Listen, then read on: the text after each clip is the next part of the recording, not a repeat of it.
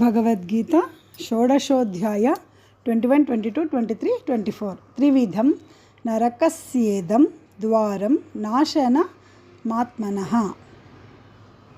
कामः क्रोधस्तथा लोभः तस्मादेतत्त्रयं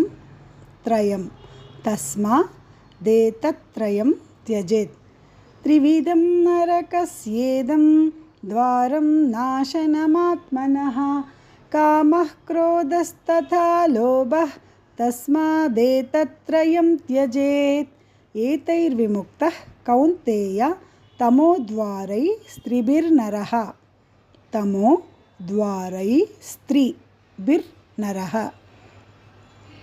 आचरत्यात्मनः श्रेयः ततो याति परां गतिम् एतैर्विमुक्तः कौन्तेय तमोद्वारैस्त्रिभिर्नरः आचरत्यात्मनः श्रेयः ततो याति परां गतिम् यशास्त्र विधिमुत्सृज्य वर्तते कामकारतः न स सिद्धिमवाप्नोति न सुखं न परां गतिम् ಯಶಾಸ್ತ್ರ ಯಾಪಕದಲ್ಲಿ ಎರಡು ಸೊನ್ನೆಗಳಿರೋದ್ರಿಂದ ಅಂದರೆ ಯಹ ಅಂತೀವಲ್ಲ ಅದಕ್ಕೆ ಶ ಅನ್ನೋದನ್ನು ಒತ್ತಿ ಹೇಳ್ರಿ. ಯಶಾಸ್ತ್ರ ವಿಧಿಮುತ್ಸೃಜ್ಯ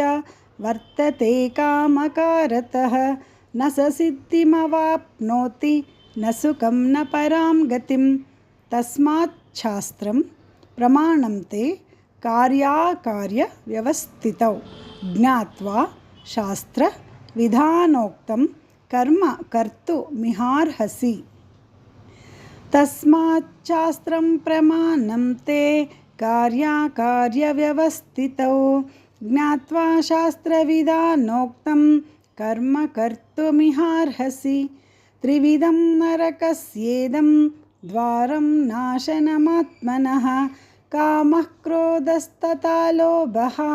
तस्मादेतत्त्रयं त्यजेत् एतैर्विमुक्तः कौन्तेय तमोद्वारैस्त्रिभिर्नरः आचरत्यात्मनः श्रेयः तमो याति परां गतिम् यशास्त्रविधिमुत्सृज्य वर्तते कामकारतः न स सिद्धिमवाप्नोति न सुखं न परां गतिम् तस्मात् शास्त्रं प्रमाणं ते कार्याकार्यव्यवस्थितौ ज्ञात्वा शास्त्रविधानोक्तं कर्म कर्तुमिहार्हसि. ओं तत्सदिति श्रीमद्भगवद्गीतासूपनिषत्सु ब्रह्मविद्यायां योगशास्त्रे श्रीकृष्णार्जुनसंवादे दैवासुरसम्पद्विभागयोगो नाम षोडशोऽध्यायः.